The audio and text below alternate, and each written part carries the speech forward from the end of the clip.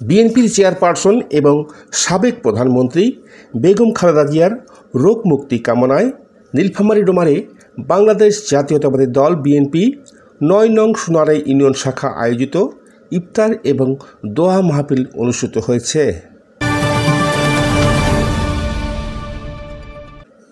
শনিবার ১৫ মার্চ বিকালে সোনারাই ফার্মহাট উচ্চ বিদ্যালয় মাঠে সংক্ষিপ্ত আলোচনা সভায় সভাপতিত্ব করেন ইউনিয়ন বিএনপির সভাপতি রফিকুল ইসলাম মাস্টার।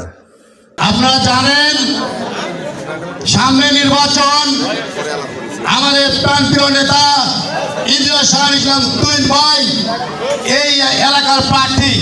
আপনারা অনেক গর্বে আছেন, এই ফেজি হাজিরার ভোটচোর সরকারের এমপি 15 বছরে যা করেন নাই, এই তুহিন ভাই বিগত 5 বছরে আপনারা বিবেচনা করে দেখবেন কতগুলো কাজ করেছে। সাংগঠনিক সম্পাদক হারুন সরকারের সঞ্চালনায় অনুষ্ঠানে প্রধান অতিথি হিসাবে উপস্থিত ছিলেন উপজেলা বিএনপির সভাপতি রিয়াজুল ইসলাম কালু। এ সময় প্রধান বক্তা হিসাবে বক্তব্য রাখেন উপজেলা বিএনপির সাংগঠনিক সম্পাদক সাবেক ছাত্রনেতা মাসুদ বিন আমিন সুমন। তার নেতৃত্বে আমরা সুদীর্ঘ 16 বছর একটি দানবীয় ফ্যাসিস্ট শক্তির বিরুদ্ধে রাজপথে আমরা আন্দোলন সংগ্রাম করে তুলেছিলাম এবং যার নেতৃত্বে আমরা সমগ্র ডোমার উপজেলায় বাংলাদেশ জাতীয়তাবাদী দলকে তৃণমূল পর্যন্ত আমরা সুসংগঠিত করতে সক্ষম হয়েছিলাম। আমি আপনাদেরকে বলবো যে আমাদের লড়াই এখনো শেষ হয়ে যায়নি।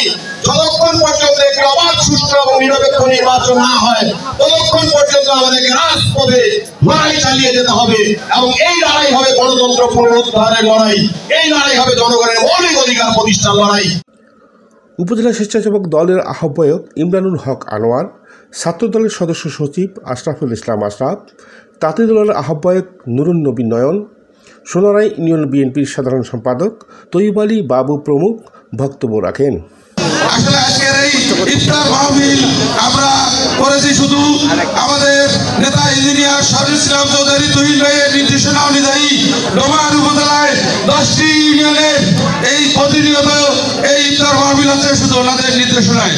তাই তুহিন ভাই এগিয়ে চলো, তুহিন ভাই এগিয়ে চলো। অনুষ্ঠানে উপজেলা শ্রমিক দলের সভাপতি হাফিজুল ইসলাম হাফিজ, উপজেলা স্বেচ্ছাসেবক দলের যুগ্ম আহ্বায়ক আব্দুর রশিদ, ইউনিয়ন যুব দলের আহ্বায়ক জবলুর রাকিব, বিএনপি নেতা আমিনুর রহমান সহ বিএনপি এবং তার অঙ্গ সংগঠনের দলীয় নেতাকর্মীগণ উপস্থিত ছিলেন। এই নির্বাচনকে বিলম্বিত করার জন্য নানান উপায়ে তারা ষড়যন্ত্র করছে। তাই আমি অনুরোধ করবো ভাইয়েরা, আপনারা সজাগ থাকবেন। এই ডক্টর ইউনূসের নেতৃত্বে অন্তর্বর্তীকালীন সরকার, আমাদের বিশ্বাস যে ডিসেম্বরের মধ্যে এই নির্বাচন দিবেন এবং এই নির্বাচন দিলে আপনারা নেতৃবৃন্দ আছেন, আমাদের মনে করতে হবে আমাদের জন্য অত্যন্ত কঠিন সময়। আলোচনা শেষে বিএনপির চেয়ারপারসন সাবেক প্রধানমন্ত্রী বেগম খালেদা জিয়ার রোগ মুক্তি এবং বৈষম্য বিরোধী ছাত্র আন্দোলনের সকল শহীদদের বিদায়ী আত্মার মাগফিরাত কামনায় বিশেষ দোয়া এবং মোনাজাত করা হয়।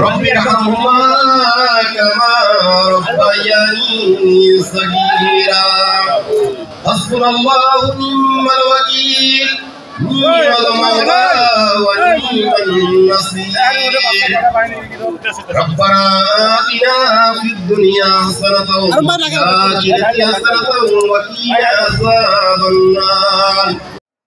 আনিসুজ্জামান মানিক, শালকি নিউজ।